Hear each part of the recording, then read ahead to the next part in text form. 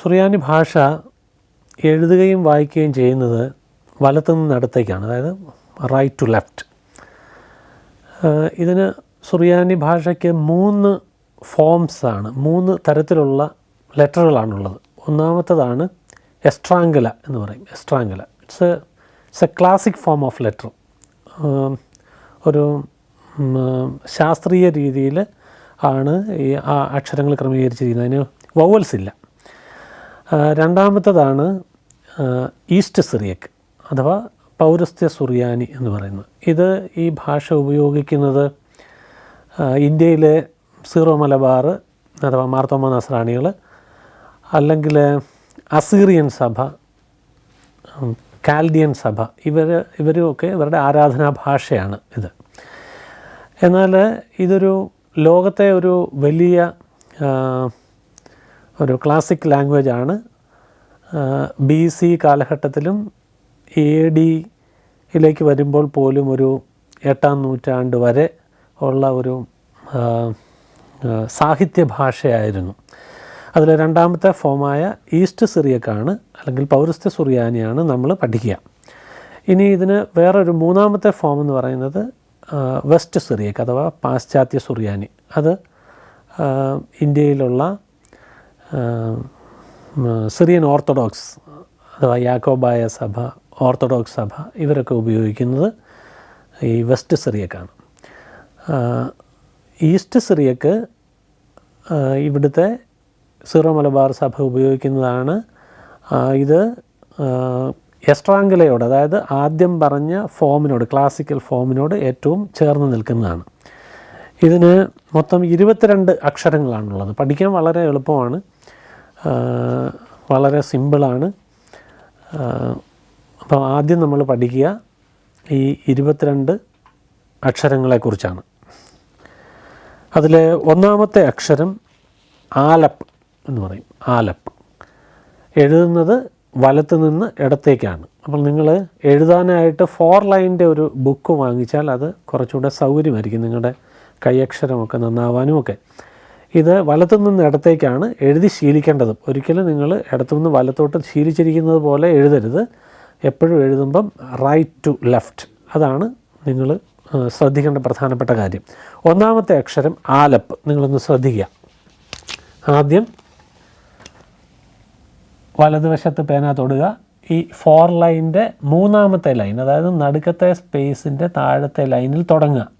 അവിടെ നിന്ന് വലത്തു നിന്ന് ഇടത്തേക്ക് ഒരു വരയിടുക. എന്നിട്ട് മുകളിൽ നിന്ന് താഴേക്ക് കൊണ്ടുവന്ന് ഈ ലൈനിൽ മുട്ടിക്കുക. അപ്പം ഇതാണ് ആലപ്പ് എന്ന് പറയുന്ന അക്ഷരം. ആലപ്പ്. ആലപ്പ് സുറിയാനിയിലെ അക്കങ്ങളും അക്ഷരങ്ങളും ഒന്ന് തന്നെയാണ്. അപ്പം ഒന്നിനെ സൂചിപ്പിക്കാനും ഈ ആലപ്പ് തന്നെയാണ് ഉപയോഗിക്കുക. ആലപ്പ് എന്ന് പറയുന്ന വാക്കിൻ്റെ അർത്ഥം ഷിപ്പ് എന്നാണ്. ഉച്ചാരണം എന്നുച്ചരിക്കും. അപ്പം എഴുതിയത് നിങ്ങൾ ശ്രദ്ധിച്ചിട്ടുണ്ടാവും. താഴത്തെ ലൈൻ ആദ്യം വലത്തു നിന്ന് ഇടത്തേക്ക് ഒന്നാമത് വരയ്ക്കുക, മുകളിൽ നിന്ന് ചുരുട്ടി താഴേക്ക് രണ്ടാമത് എഴുതുക. ഇതാണ് ആലപ്പ്. ഇത് നിങ്ങൾ ഒരു 4 ലൈൻ ബുക്കിൽ ഒരു പേജ് മുഴുവൻ ഇങ്ങനെ ആലപ്പെന്ന് എഴുതണം. അതായത് ഒന്നുകൂടെ ഞാൻ കാണിക്കാം. ഇവിടുന്ന് ഇങ്ങോട്ട് വരയ്ക്കുക, ഇവിടുന്ന് താഴേക്ക് എഴുതുക. അപ്പം ആലപ്പ്. ഒന്നുകൂടെ ഞാൻ കാണിക്കാം.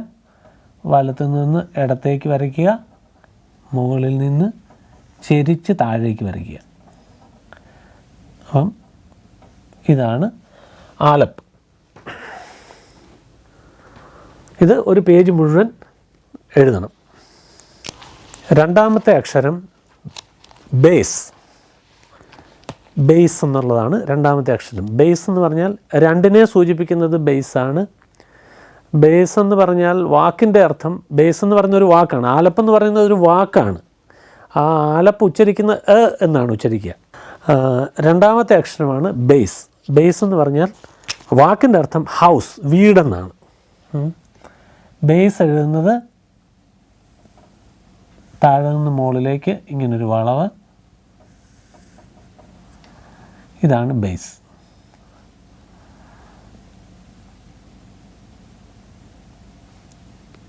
അതായത് താഴെ നിന്ന് മുകളിലേക്ക് പിന്നെ വലത്തുനിന്ന് ഇടത്തേക്ക്. അപ്പോൾ താഴെ നിന്ന് മുകളിലേക്ക് പോയിട്ട് ഇടത്തോട്ട് വന്നു ഒരു ചെറിയ വളവ്, ഇതാണ് ബേസ്. ചിലർ ബേത്ത് എന്നൊക്കെ പറയും, അസീറിയൻസൊക്കെ. അപ്പം ഇതാണ് രണ്ടാമത്തെ അക്ഷരം ബേസ്. അപ്പോൾ ഒന്നാമത്തെ അക്ഷരം ആലപ്പ്, രണ്ടാമത്തെ അക്ഷരം ബേസ്.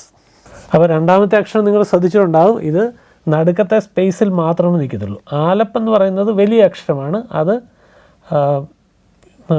മൂന്നാമത്തെ ലൈനിൽ നിന്ന് ഒന്നാമത്തെ ലൈൻ വരെ ഉയരമുണ്ട്. രണ്ടാമത്തെ അക്ഷരം ശ്രദ്ധിക്കണം, അത് നടുക്കത്തെ സ്പേസിൽ മാത്രമേ ഉള്ളൂ. മൂന്നാമത്തെ അക്ഷരം ഗാമൽ.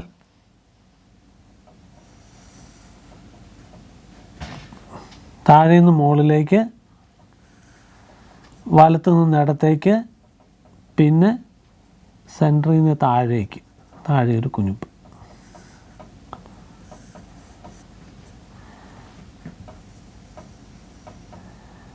ഇതാണ് ഗാമൽ. അതായത് ഇതാണ് ഗാമൽ. ഇത് എഴുതുന്ന ഫോമാണ് കാണിച്ചത്. ആദ്യം മുകളിൽ നിന്ന് താഴോട്ട് ഒന്നാമത്, രണ്ടാമത് വലതുനിന്ന് ഇടത്തോട്ട്, പിന്നെ വലതുനിന്ന് ഇടത്തോട്ട് വരച്ച വരയുടെ വലത്തെ അറ്റത്തുനിന്ന് താഴേക്കൊരു വരയും ഒരു കുനിപ്പും. ഇതിന് പറയുന്ന പേരാണ് ഗാമൽ. മൂന്നാമത്തെ അക്ഷരമാണ് ഗാമൽ. ഇതിന് 3 എന്നും സൂചിപ്പിക്കും. ഈ ഗാമൽ എഴുതുമ്പോൾ നിങ്ങൾ ശ്രദ്ധിച്ചോ, ആദ്യത്തെ ആലപ്പ് പോലെ തന്നെ മൂന്നാമത്തെ ലൈനിൽ നിന്ന് ഒന്നാമത്തെ ലൈൻ വരെയും പോവും. വലത്തുനിന്ന് ഇടത്തേക്കൊരു വര, താഴേക്ക് ഏറ്റവും താഴത്തെ സ്പേസിലേക്ക് ഇറങ്ങി നിൽക്കും. അപ്പം ഇതിന് പറയുന്ന പേരാണ് ഗാമൽ. ഗാമൽ എന്ന് പറഞ്ഞാൽ വാക്കിൻ്റെ അർത്ഥം ഒട്ടകം. നമ്മൾ ക്യാമൽ എന്നൊക്കെ പറയത്തില്ലേ. അപ്പോൾ 3 അക്ഷരം നമ്മൾ പഠിച്ചു. 1 ആലപ്പ്, 2 ബേസ്, 3 ഗാമൽ. ആലപ്പ്, ബേസ്, ഗാമൽ. ആൽഫ, ബീറ്റ, ഗാമ എന്നൊക്കെ പറയുന്നത് അതുപോലെ തന്നെയാണ്. ആലപ്പ്, ബേസ്, ഗാമൽ. അപ്പം ഇത് ആദിമ നൂറ്റാണ്ടിലൊന്നും എഴുതുന്നത് ഇങ്ങനെ പേന ഉപയോഗിച്ചല്ല. അതുകൊണ്ട് ഇങ്ങനെ ഈറലൊക്കെ മുളയൊക്കെ ഇങ്ങനെ ചെറുതായിട്ട് ചെത്തിയിട്ടായിരുന്നു. അതുകൊണ്ട് ഈ അക്ഷരങ്ങൾ കാണാൻ വളരെ ഭംഗിയാണ്. ഇതിപ്പോൾ നമ്മൾ പേന കൊണ്ട് എഴുതുന്നതുകൊണ്ടാണ്. സത്യത്തിൽ ഇത് എഴുതുമ്പം ഇതിങ്ങനെ വന്നിട്ട് ഇവിടെ ഒരു ചെറിയൊരു വളവും ഒക്കെ ഉണ്ട്. ഞാൻ നിങ്ങളെ ഇതിൻ്റെ ഒറിജിനൽ ഫോം പ്രിൻ്റഡും അല്ലെങ്കിൽ എഴുതിയതൊക്കെ കാണിക്കാം. അപ്പം ആലപ്പ്, ബേസ്, ഗാമൽ. അടുത്ത മൂന്നാമത്തെ അക്ഷരമാണ് ദാലസ്. ദാലസ് എഴുതുമ്പോൾ ആദ്യം വലത്തു നിന്ന് ഇടത്തേക്കൊരു വര, എന്നിട്ട് ഒരു ഹാഫ് റൗണ്ട്, എന്നിട്ട് താഴെ ഒരു കുത്ത്. ഇതാണ് നാലാമത്തെ അക്ഷരം ദാലസ്. അപ്പം ഒന്നാമത്തെ അക്ഷരം ആലപ്പ്, ബേസ്, ഗാമൽ, ദാലസ്. ആലപ്പ്, ബേസ്, ഗാമൽ, ദാലസ്. ദാലസ് എഴുതുന്നത് നിങ്ങൾ ഒരിക്കൽ കൂടെ നോക്കിയേ. ആദ്യം ഒരു വര വലത്ത് നിന്ന് ഇടത്തേക്ക്, എന്നിട്ട് ഒരു ഹാഫ് റൗണ്ട്, താഴെ ഒരു കുത്ത്. അപ്പോൾ ഇത് നാലാമത്തെ അക്ഷരമാണ് ദാലസ്. ഇത് ഓരോ അക്ഷരവും ഓരോ പേജ് ഫുള്ള് നിങ്ങൾ എഴുതണം. അപ്പം ഏറ്റവും പ്രധാനപ്പെട്ട എക്സർസൈസാണ് ഈ അക്ഷരം എഴുതുക. 22 അക്ഷരമേ ഉള്ളൂ. വളരെ പെട്ടെന്ന് നമുക്ക് പഠിച്ചെടുക്കാവുന്നതേ ഉള്ളൂ. ദാലസിന് ദാലതെന്നും പറയും. എന്നാൽ ഇവിടെ നമ്മൾ കൂടുതൽ ഉപയോഗിക്കുന്നത് ദാലസ് എന്നാണ്. ദാലസ്.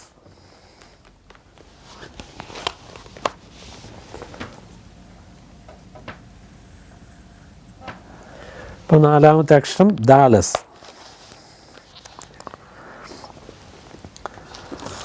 അഞ്ചാമത്തെ അക്ഷരം ഹേ. ഹേ എഴുതുന്നത് ആദ്യം താഴെ നിന്ന് മുകളിലേക്ക് വരയ്ക്കുക. ഇതാണ് ഹേ. അപ്പോൾ ഹേ എഴുതുന്നത് നോക്കിയേ, നടുക്കത്തെ അപ്പോൾ ഈ ലെറ്ററുകളെല്ലാം നോക്കിയേ, ബേസ്, ദാലസ്, ഹേ, ഇതെല്ലാം ഈ ലൈൻ്റെ നടുവിലത്തെ സ്പേസിൽ മാത്രമേ നിൽക്കത്തുള്ളൂ. അത് പ്രത്യേകം ശ്രദ്ധിക്കണം. അപ്പോൾ ഹേ എഴുതുന്നത് നോക്കിയേ, താഴെ നിന്ന് മുകളിലേക്ക് കൊണ്ടുവന്നു, ഇതാണ് ഹേ. ഇതാണ് ഹേ. ഇത് മുകളിൽ മുട്ടി നിൽക്കും.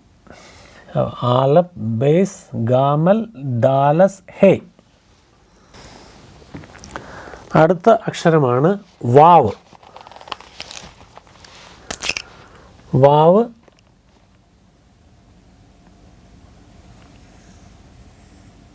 വാവ് വാവ് എഴുതുന്നത് താഴെ നിന്ന് മുകളിലേക്ക് വരച്ചിട്ട് ഇടത്തോട്ട് പോയിട്ട് തിരിച്ചു വന്ന് മുട്ടിക്കും. അതാണ് വാവ്. അതായത് ഇവിടുന്ന് തുടങ്ങി ഇപ്പം ഇതിന് പറയുന്ന പേരാണ് വാവ്. അപ്പം ആലപ്പ്, ബേസ്, ഗാമൽ, ദാലസ്, ഹേ, വാവ്. അടുത്ത അക്ഷരം സെയിൻ.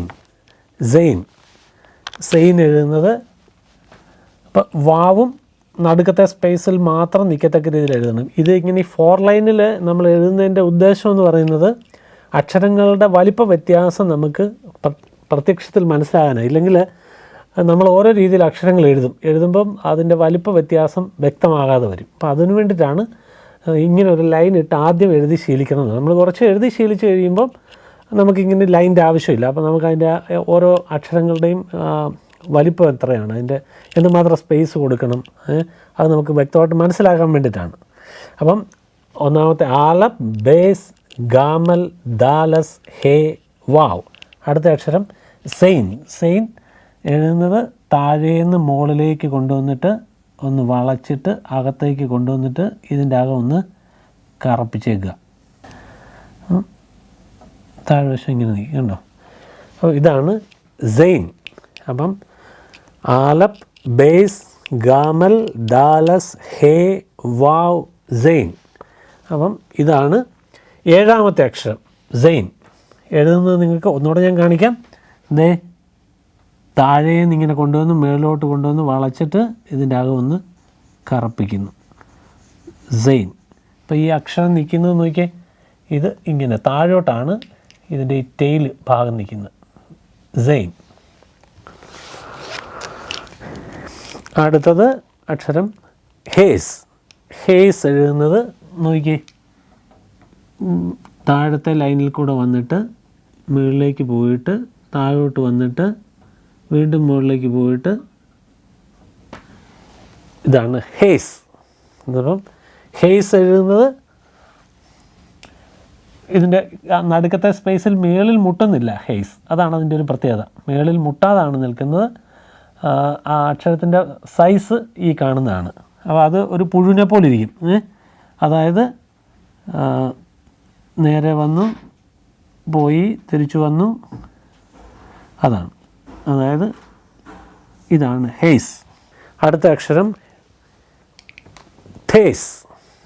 തേസ് എഴുതുമ്പോൾ ആദ്യം വലത്തുനിന്ന് ഇടത്തേക്ക് ഒരു ലൈൻ ഇടുക, അതിനുശേഷം താഴേക്ക് പോയിട്ട് ഇതാണ് തേസ്.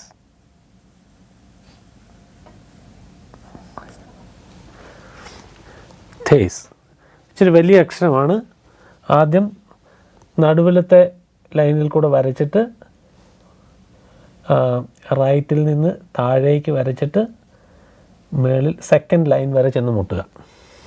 ഒന്നാമത് ഈ ലൈൻ വരയ്ക്കുന്നു, രണ്ടാമത് ഈ ലൈൻ, ഇത് ഒന്നാമത് വരയ്ക്കുന്നു, ഇത് രണ്ടാമത് വരയ്ക്കുന്നു. ഒന്നുകൂടെ വരച്ച് കാണിക്കാം. തേസ്. ഇതാണ് തേസ്. അപ്പോൾ ഇതിൻ്റെയൊക്കെ ഈ അറ്റം ഒക്കെ ഒന്ന് ഇച്ചിരി കറപ്പിച്ചൊക്കെ വെക്കുന്നത് ഒരു ഭംഗിക്കാണ്. വീണ്ടും വീണ്ടും വരച്ചുകൊണ്ടാണ് അവിടേക്ക് ഒത്തിരി പാട് കിടക്കുന്നത്. നിങ്ങൾ വരയ്ക്കുമ്പം ഒരു ലൈൻ മാത്രം മതി. ഞാനത് വരച്ചപ്പോൾ പുറത്ത് കയറി വരച്ചതുകൊണ്ടാണ് അവിടെ ഒത്തിരി കട്ടി കൂടിയത്.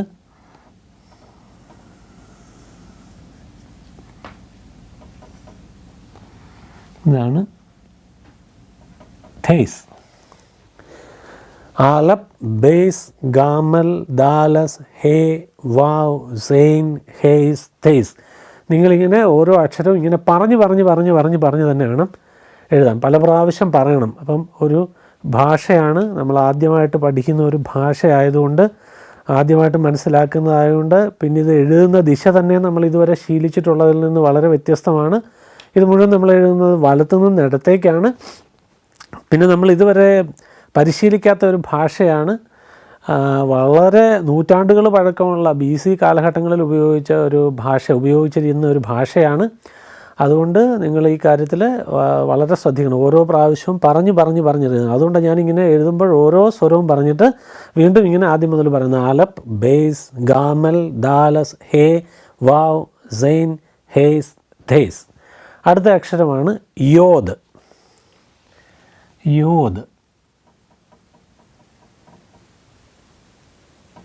ഇതാണ് യോദ്. ഇത്രയേ ഉള്ളൂ. അപ്പം സുറിയാനി ഭാഷയിലെ ഏറ്റവും ചെറിയ അക്ഷരമാണ് യോദ്, ഏറ്റവും ചെറിയ അക്ഷരം. അത് ഈ അക്ഷരത്തെ പറ്റി തന്നെ ബൈബിളിൽ പറയുന്നുണ്ട്. ഈ ബൈബിളിൽ പറയുന്നത് ഇങ്ങനെയാണ്: അതിലെ ഒരു യോദ് പോലും നീക്കരുത് എന്നാണ് പറഞ്ഞേക്കുന്നത്. അങ്ങനെയാണ്.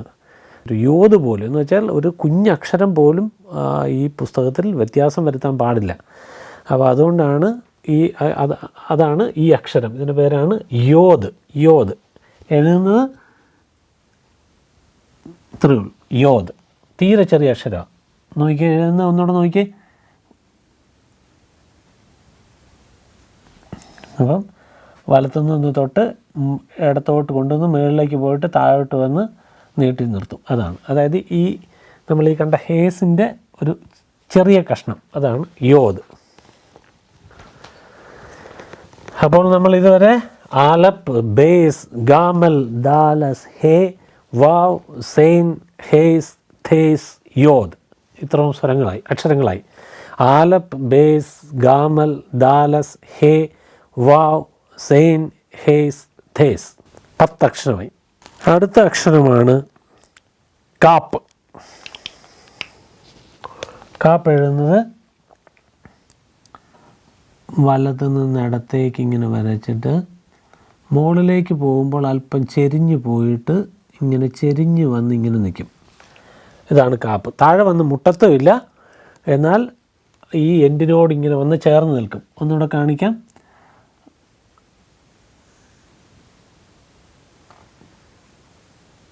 ഇതാണ് കാപ്പ്. റൈറ്റിൽ നിന്ന് ലെഫ്റ്റിലേക്ക് ഒരു ലൈൻ വരയ്ക്കുന്നു. ഹാഫ് റൗണ്ട് അല്ല, നമ്മൾ ദാലസിന് ഇവിടെ ഹാഫ് റൗണ്ടാണ് കണ്ടത്. ഇവിടെ ഹാഫ് റൗണ്ട് അല്ല, ഇത് ചെരിഞ്ഞിങ്ങനെ വന്നിട്ട് ഇങ്ങനെ താഴെ മുട്ടാതെ നിൽക്കും. അതാണ് കാപ്പ്.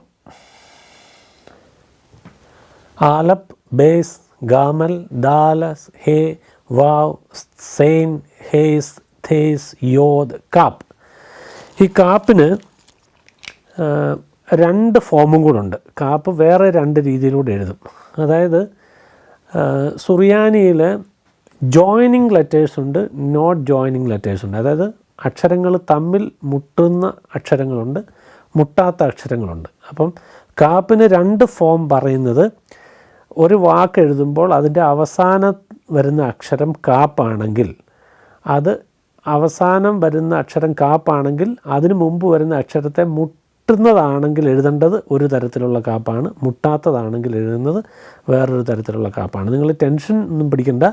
കാപ്പിന് വേറെ 2 ഫോം കൂടെ ഉണ്ട്. അത് മനസ്സിലാക്കി വയ്ക്കുക. അതിനി നമ്മൾ തുടർന്നുള്ള ക്ലാസ്സുകളിൽ പോകുമ്പം അത് വിശദമായി പഠിക്കുക. അതായത് ജോയിൻ ചെയ്യുന്ന കാപ്പും ജോയിൻ ചെയ്യാത്ത കാപ്പും. അപ്പം അങ്ങനത്തെ 2 എണ്ണം ഉണ്ട്. അപ്പം അതുകൂടെ നമുക്ക് നോക്കാം. അതിൽ ഒന്നാമത്തത്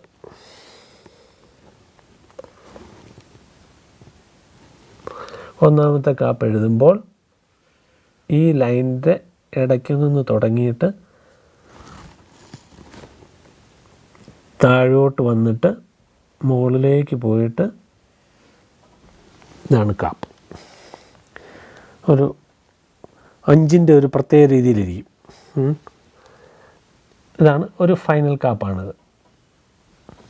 ഞാൻ നിങ്ങളെ ഇപ്പുറത്ത് എഴുതി കാണിക്കാം കുറച്ചുകൂടെ വ്യക്തമായിട്ട്. അതായത് വലത്തു നിന്ന് ഇടത്തേക്ക് വന്നിട്ട് ഇച്ചിരി മുകളിലേക്ക് പോയിട്ട് ചെരിഞ്ഞ് താഴേക്ക് വന്നിട്ട് മുകളിലേക്ക് പോയിട്ട് വളഞ്ഞ് താഴേക്ക്. ഇതാണ് കാപ്പ്. ഫൈനൽ കാപ്പിൻ്റെ ഒരു ഫോമാണ്. ഇങ്ങനെ വന്ന് ഇതാണ് ഫൈനൽ കാപ്പിൻ്റെ ഒരു ഫോം.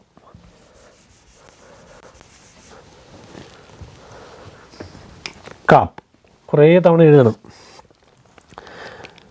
ഇത് മുട്ടാത്ത കാപ്പാണ്. അടുത്ത അക്ഷരമായിട്ട് മുട്ടാതെ എഴുതുമ്പോൾ ഈ കാപ്പ് എഴുതണം. എന്നാൽ മുട്ടുമ്പോൾ എഴുതുന്ന കാപ്പ് അത് മൂന്നാമത്തെ ലൈനിൽ നിന്നാണ്. ഇങ്ങനെ മുകളിലേക്ക് കൊണ്ടുപോയിട്ട് താഴേക്ക് കൊണ്ടുവന്നിട്ട് ഇത്രയേ ഉള്ളൂ. ഒരു കൊളുത്ത് പോലെ ഇരിക്കും. അതായത് ഇങ്ങനെ കൊണ്ടുവന്ന് മുകളിലേക്ക് ചരിച്ചിട്ട് താഴേക്ക് കൊണ്ടുവന്നിട്ട് ഇത് ജോയിൻ ചെയ്യുന്ന കാപ്പാണ്. അതായത് ഇതിന് മുമ്പ് വരുന്ന അക്ഷരത്തെ ജോയിൻ ചെയ്യാനായിട്ട് അതാണ് ഇവിടെ ഇങ്ങനൊരു ലൈൻ നിർത്തിയിരിക്കുന്നത്. ഈ ലൈൻ നിർത്തിയിരിക്കുന്നത്. അപ്പോൾ ഇത് ജോയിനിങ് കാപ്പ്. അപ്പം ഈ രണ്ട് ഫോമിലുള്ള കാപ്പുകളും ജോയിനിങ് ആണ്. ഇത് ജോയിനിങ് ആണ്, ഇത് നോട്ട് ജോയിനിങ് ആണ്. അപ്പോൾ ഫൈനൽ കാപ്പാണ്. അപ്പം വാക്കുകളുടെ ഇടയ്ക്ക് വരുമ്പോഴെല്ലാം ഈ കാപ്പായിരിക്കും എഴുതുന്നത്. ഫൈനലായിട്ട് വാക്ക് അവസാനിക്കുമ്പോൾ എഴുതുന്ന അല്ലെങ്കിൽ എഴുതുന്ന അക്ഷരമാണ് ഇത് രണ്ടും. ഫൈനൽ കാപ്പെന്ന്. അപ്പോൾ ആലപ്പ്, ബേസ്, ഗാമൽ, ദാലസ്, ഹേ, വാവ്, സൈൻ, ഹേസ്, തേസ്, യോദ്, കാപ്പ്.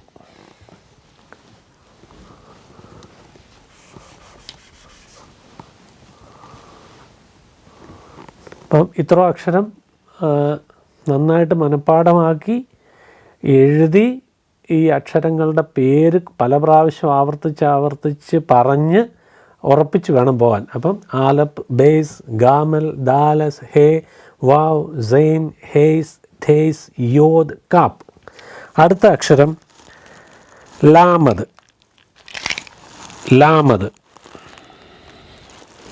ലാമത് എഴുതുമ്പോൾ മൂന്നാമത്തെ ലൈനിൽ നിന്ന് വലത്തേക്ക് ഒരു ലൈൻ ഇടുക.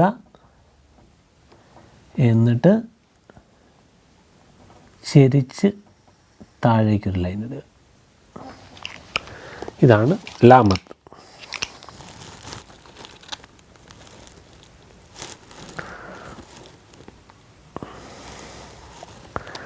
ഇതാണ് ലാമത്ത്.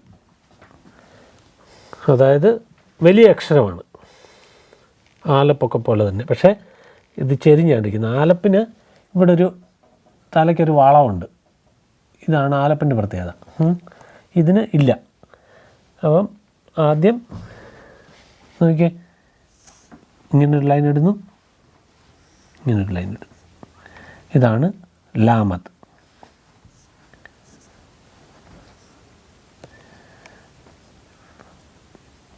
ലാമത്ത് വലിയ അക്ഷരമാണ്.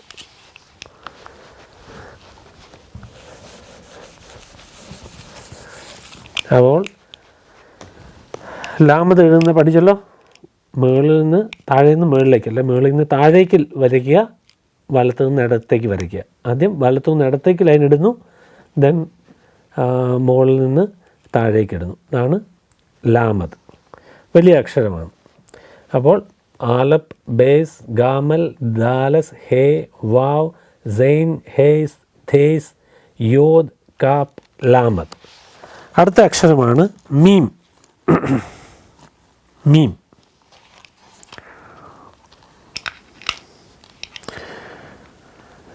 മീം എഴുതുന്നത് ശ്രദ്ധിക്കുക. താഴേന്ന്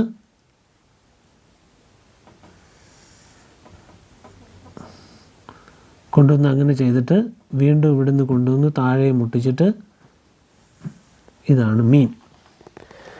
മീം അതായത് ഞാനിവിടെ കാണിക്കാം ഒന്നുകൂടെ. ആദ്യം താഴേന്ന് കൊണ്ടുവന്ന് വളച്ച്, എന്നിട്ട് ഇങ്ങനെ തിരിച്ചിട്ട് താഴേന്ന് കൊണ്ടുവന്ന് മുട്ടിച്ചിട്ട് തിരിച്ച് താഴേക്ക് പോയിട്ട് നേരെ പോകും.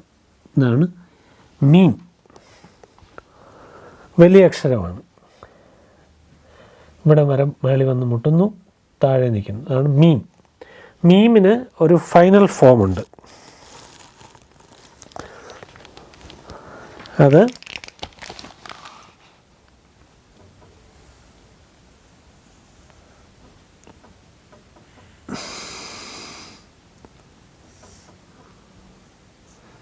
ഇതാണ് മീമിൻ്റെ ഫൈനൽ ഫോം. ഇത് ഫൈനലായിട്ട് ഒരു വാക്കിൻ്റെ അവസാനം മീം എഴുതുമ്പോൾ ഇങ്ങനെ എഴുതും.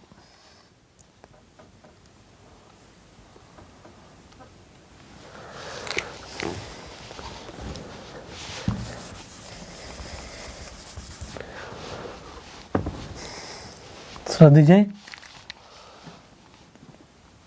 താഴെ നിന്ന് മുകളിലേക്ക് കൊണ്ടുപോയി, ഇവിടെ നിന്ന് ഇങ്ങോട്ട് കൊണ്ടുവന്നു, എന്നിട്ട് ഇവിടെ മുട്ടണം. എനിക്ക് താഴെ നിന്ന് മുകളിലേക്ക് കൊണ്ടുപോയി, മുകളിൽ നിന്ന് ഇങ്ങോട്ട് കൊണ്ടുവന്നു. ഇതാണ് മീം, ഫൈനൽ മീം. അപ്പോൾ ഓർത്തണം, കാപ്പിന് 2 ഫോം കൂടെ, മീമിന് 1 ഫോം കൂടെ. ഇവിടെ ഇങ്ങനെ നിങ്ങൾ വരച്ചൊന്നും വെക്കരുത്. ഇത് ഞാൻ തെളിയാഞ്ഞുകൊണ്ട് ജോയിൻ ചെയ്ത് വെച്ചിരിക്കുന്നതാണ്. അതെല്ലാം കണ്ട് ചവിടെല്ലാം കട്ടി കൂട്ടി വെക്കരുത്.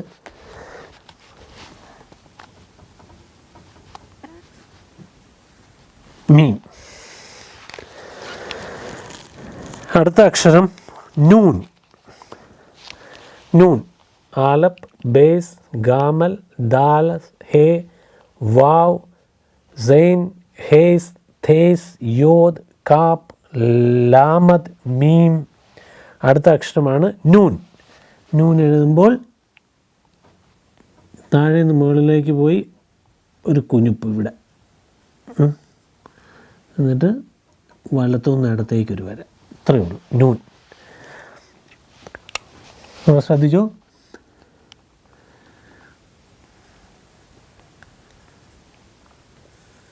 ഇതാണ് നൂൻ. മീം, നൂൻ. നൂൻ എന്ന് പറഞ്ഞാൽ വാക്കിൻ്റെ അർത്ഥം ഫിഷ്, മത്സ്യം എന്നാണ് വാക്കിൻ്റെ അർത്ഥം. അപ്പോൾ ഈ നമ്മളീ പറയുന്ന സ്വരങ്ങളൊന്നും അക്ഷരത്തിൻ്റെ പേരല്ല, ആ അക്ഷരത്തെ ഐഡൻറ്റിഫൈ ചെയ്യാൻ ഉപയോഗിക്കുന്ന പേരുകളാണ് ഈ ആലപ്പ്, ബേസ്, ഗാമൽ, ദാലസ്, ഹേ, വാവ്, സൈൻ, ഹേസ്, ധേസ്, യോദ്, കാപ്പ്, ലാമദ്, മീം, നൂൻ. അപ്പം ഇതെല്ലാം ഈ വാക്കുകൾ മനസ്സിലാക്കാൻ ഉപയോഗിക്കുന്ന, വാക്കുകൾ ഉച്ചരിക്കുന്ന ഒന്നും അക്ഷരം ഏതാണെന്ന് ചോദിച്ചാൽ മീമാണ്, നൂനാണ്, കാപ്പാണ്, ലാമദാണ് എന്നൊക്കെ പറയും. പക്ഷേ ഈ അക്ഷരങ്ങളെല്ലാം ഉച്ചരിക്കുന്നത് ലാമദ്, ല, മ, ന ഇങ്ങനെ ആയിരിക്കും ഉച്ചരിക്കുക.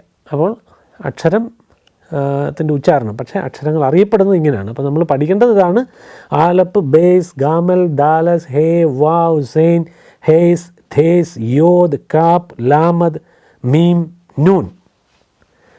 അതുവരെ നമ്മൾ പഠിച്ചു നൂൻ. അടുത്ത അക്ഷരം പഠിക്കേണ്ടത് നൂനിന് 2 ഫൈനൽ ഫോമും കൂടെ ഉണ്ട്. നൂനിന് 2 ഫൈനൽ ഫോം. അതായത് നമ്മൾ കാപ്പിന് കണ്ടതുപോലെ തന്നെ 2 ഫോമുകൾ കൂടെ നൂനിനുണ്ട്. അത് വാക്കിൻ്റെ, ഞാൻ നേരത്തെ പറഞ്ഞു, വാക്കിൻ്റെ അവസാനം നൂൻ വരുമ്പോൾ ഉപയോഗിക്കേണ്ട 2 ഫോമുകളാണ്: ജോയിനിങ് ഓർ നോട്ട് ജോയിനിങ്. അക്ഷരത്തെ ആ നൂനിന് മുമ്പുള്ള അക്ഷരത്തെ മുട്ടുന്ന അക്ഷരമാണെങ്കിൽ മുട്ടിച്ചുള്ള നൂനുണ്ട്, മുട്ടാത്ത അക്ഷരമാണെങ്കിൽ മുട്ടാത്ത നോട്ട് ജോയിനിങ് ഫൈനൽ ഫോമുണ്ട്. ഇത് ഒരു വാക്കിൻ്റെ ഇടയ്ക്ക് വരുമ്പോൾ നൂൻ എഴുതുന്നത് ഇങ്ങനെയാണ്. ഇതിവിടെ എഴുതിയപ്പോൾ ഇച്ചിരി വളമൊക്കെ വന്നിട്ടുണ്ട്. ഇത് ശരിക്കും നേരെ തന്നെയാണ് നിൽക്കുന്നത്. കണ്ടോ, ഇങ്ങനെയാണ് നിൽക്കുന്നത്. ഞാൻ എഴുതിയപ്പോൾ ഒരു ചെറിയ കൂന് പോലെ വന്നിട്ടുണ്ടെന്നേ ഉള്ളൂ. അത് നേരെ തന്നെയാണ് നിൽക്കുന്നത്. മീം, നൂൻ. നൂനിൻ്റെ ഫൈനൽ ഫോം. ജോയിൻ ചെയ്യുന്നതാണെങ്കിൽ ഇങ്ങനെ ഇരിക്കും നൂൻ. അതായത് വലത്തു നിന്ന് ഇടത്തേക്ക് വരച്ചിട്ട് മുകളിൽ കൊണ്ടുവന്നിട്ട് താഴേക്കൊരു വര. അതായത് ഇതിങ്ങനെ കൊണ്ടുവന്നിട്ട് താഴേക്കൊരു വര, നൂൻ. ഇനി മുട്ടുണ്ടാത്തതാണെങ്കിൽ തിരിച്ച് ഒരു വര.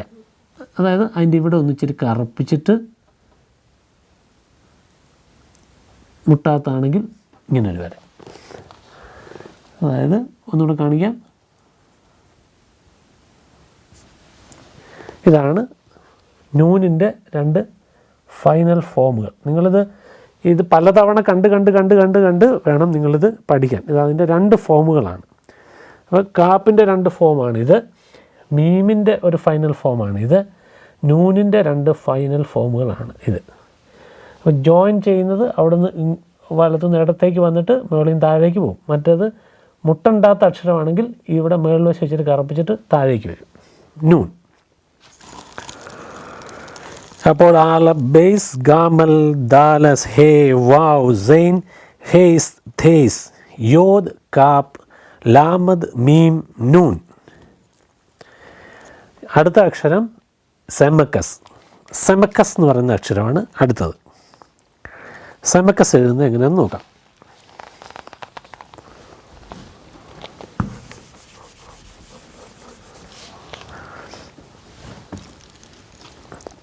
സെമക്കസ് എഴുതുന്നത് നോക്കി.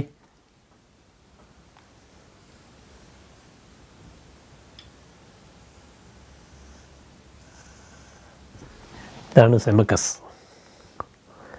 സെമക്കസ് സെമക്കസ് എഴുതുന്നത് ഞാൻ പുറത്തുനിന്നൂടെ കാണിക്കാം.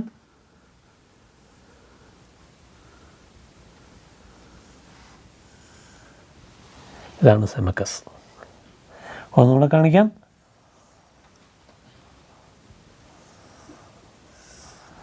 സെമക്കസ്. അപ്പോൾ ആലപ്പ്, ബേസ്, ഗാമൽ, ദാലസ്, ഹേ, വാവ്, സൈൻ, ഹേസ്, ധേസ്, യോദ്, കാപ്പ്, ലാമദ്, മീം, നൂൻ, സെമക്കസ്. ഇത്ര അക്ഷരങ്ങളാണ് നമ്മളിപ്പോൾ കണ്ടത്.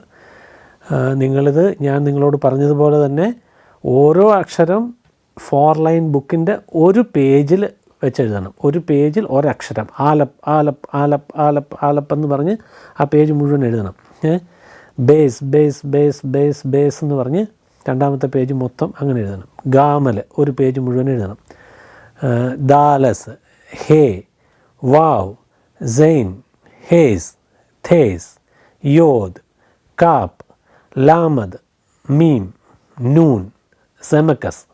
അങ്ങനെ ഈ അക്ഷരങ്ങൾ 22 പേജിൽ ഓരോ പേജ് വീതം നിങ്ങൾ എഴുതിയിട്ട് പിന്നത്തെ പേജിൽ ഈ അക്ഷരങ്ങളെല്ലാം മുഴുവൻ ക്രോണോളജിക്കലി അത് ഓർഡറായിട്ട് പിന്നീട് എഴുതണം. അപ്പോൾ ഇത്രയും നിങ്ങൾ നല്ലപോലെ എക്സർസൈസ് ചെയ്താൽ നിങ്ങൾക്കിത് പെട്ടെന്ന് ബൈ ഹാർട്ടാകും. പെട്ടെന്ന് അതുകൊണ്ട് നമുക്ക് മുൻപോട്ട് അടുത്ത കാര്യങ്ങൾ മനസ്സിലാക്കാൻ സാധിക്കും.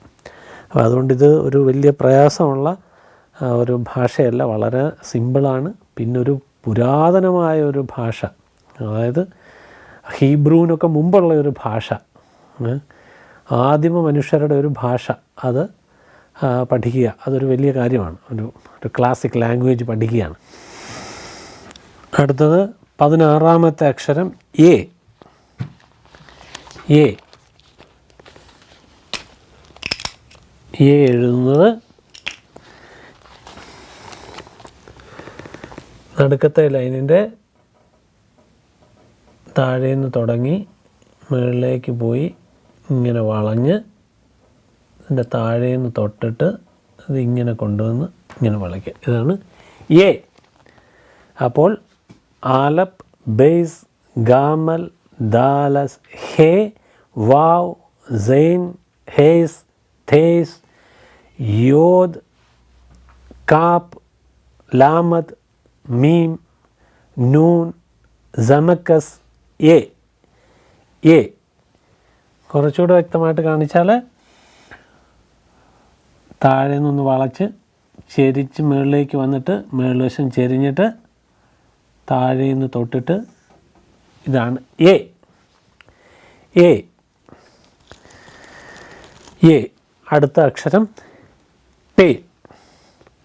പേ പേ എഴുതുമ്പോൾ താഴെ നിന്ന് പോയി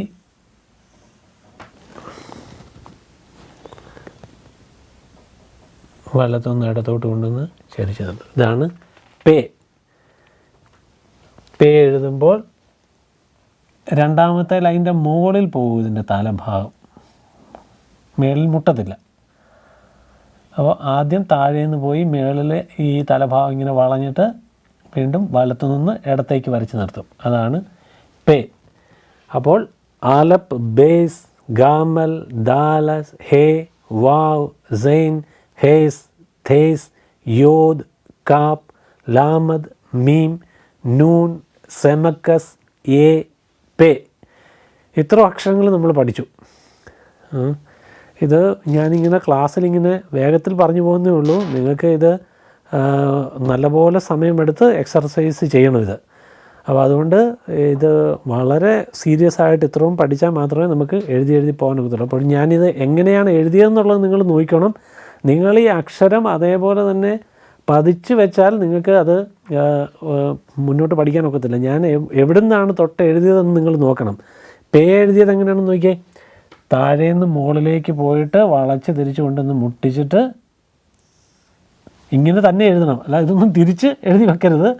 അത് നിങ്ങൾക്ക് വാക്കുകൾ എഴുതുമ്പോൾ കൂട്ടിച്ചേർത്ത് എഴുതാൻ സാധിക്കാതെ വരും. അതുകൊണ്ട് നിങ്ങൾക്കും തോന്നുന്ന പോലെ അല്ല എഴുതേണ്ടത്. ഇതിനൊരു സയൻറ്റിഫിക് രീതിയുണ്ട്. ആ രീതിയിൽ എഴുതിയാൽ മാത്രമേ നമുക്ക് ഇനിയുള്ള അക്ഷരങ്ങൾ അല്ലെ വാക്കുകൾ നമുക്ക് എഴുതാനൊക്കത്തുള്ളൂ. അതുകൊണ്ട് നോക്കിയാൽ പേ എഴുതുന്നത് ഇവിടുന്ന് ഇങ്ങനെ വരച്ച് അല്ലേ, ഇതാണ് പേ.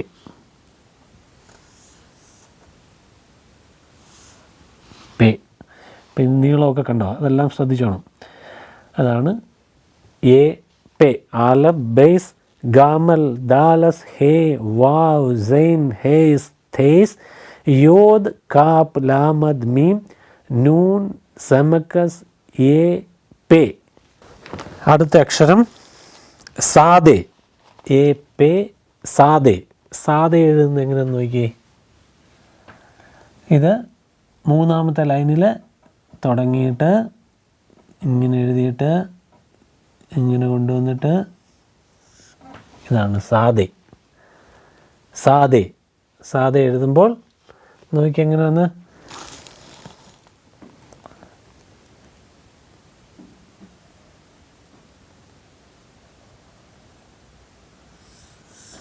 സാദേ.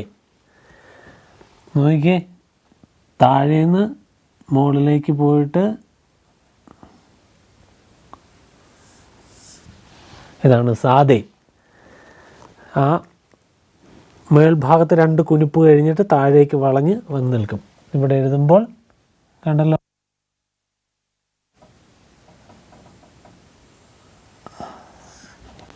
ഇതാണ് സാദേ. ഞാൻ ഈ എഴുതിയ പോലെ തന്നെ എഴുതണം. എ, പേ, സാദേ. ഇനി 4 അക്ഷരം കൂടെ ഉള്ളൂ. ഇപ്പം സാദേ എഴുതുന്നത് കണ്ടല്ലോ, ആ 2 വളവ് കഴിഞ്ഞ് താഴെ നിന്നുകൊണ്ട് താഴത്തെ ലൈനിൽ മുട്ടിച്ച് നിർത്തണം. അതാണ് സാദേ. അടുത്ത അക്ഷരം ഖോപ്പ്. ഖോപ്പ്. ഖോപ്പ് എഴുതുമ്പോൾ താഴെ നിന്ന് മുകളിലേക്ക് പോയിട്ട് മുകളിലത്തെ ലൈനിൽ ഇച്ചിരി പൊങ്ങിയിട്ട് തിരിച്ച് വന്നിട്ട് താഴേക്ക് വന്ന് മുട്ടിച്ചിങ്ങനെ നിർത്തിയിട്ട് ഇവിടുന്ന് ഒരു ലൈൻ ഇങ്ങനെ. അപ്പോൾ ഇവിടെ ഒരു താഴേക്കൊരു കുനിപ്പ് പോലെ ഉണ്ട്, കണ്ടോ? ഇതാണ് ഖോപ്പ്. ഖോപ്പ് എഴുതുമ്പോൾ നോക്കിയേ, ഞാൻ പുറത്ത് എഴുതി കാണിക്കാം. ഖോപ്പ് എഴുതുമ്പോൾ പൊങ്ങി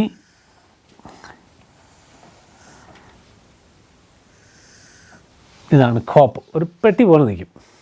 മേൽഭാഗം ഇച്ചിരി പൊങ്ങി നിൽക്കും, ഇതിൻ്റെ താഴേക്കൊരു നീട്ടമുണ്ട്. അപ്പം അതാണ് ഖോപ്പ്.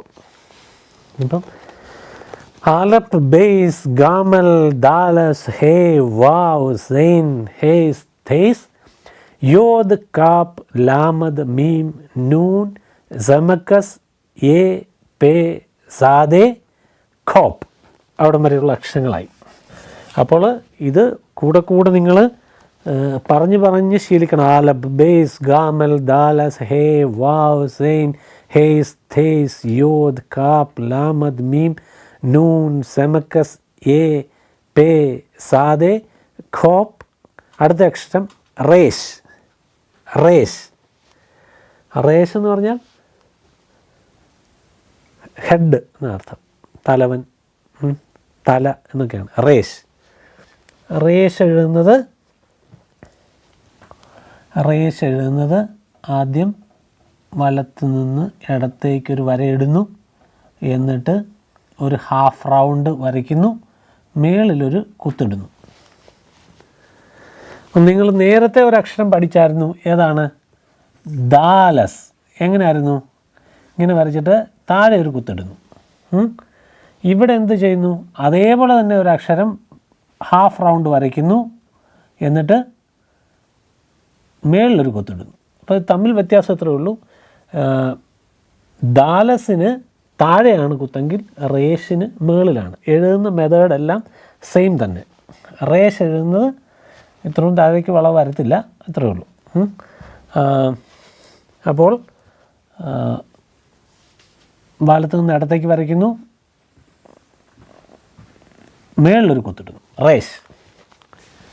നിങ്ങൾക്ക് മനസ്സിലായോ? ദാലസ് എഴുതിയ പോലെ തന്നെ കുത്ത് മാത്രമേ മാറ്റമുള്ളൂ. കുത്ത് മേളിലിടുന്നു. നോക്കിയേ,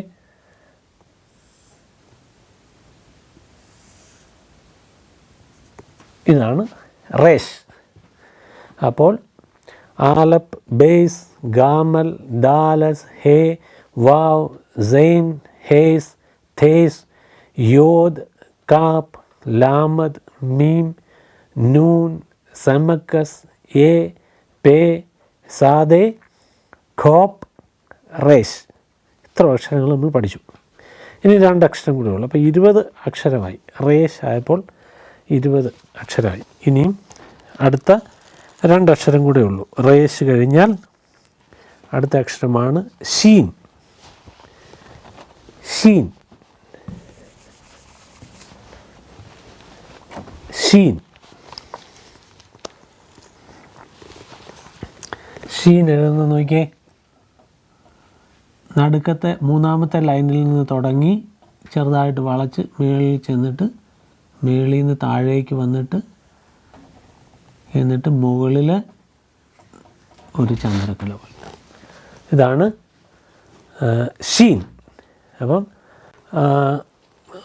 അക്ഷരം എഴുതി തുടങ്ങി നോക്കിയേ. താഴേന്ന് മുകളിലേക്ക് പോയിട്ട് മുകളിൽ നിന്ന് താഴേക്ക് തിരിച്ച് വന്നിട്ട് ഒരു നീളം കൂടിയിട്ട് കൊണ്ട് നിർത്തുന്നു. എന്നിട്ട്